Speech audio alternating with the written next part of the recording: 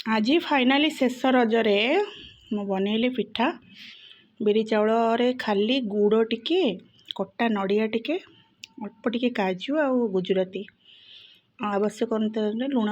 लुण तो दिया हब चीनी मिठाटा माने आपण निज टेस्ट अनुसार दे परिवे।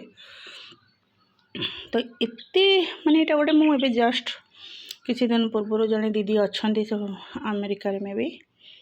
तांकर ओडिया रे किंतु ब्लॉग बनाती शिखी बट एते टेस्ट लगे भाई मुझे जानी नी बहुत इंस्टेंट एते सॉफ्ट एते टेस्टी कड़े रे भी बनी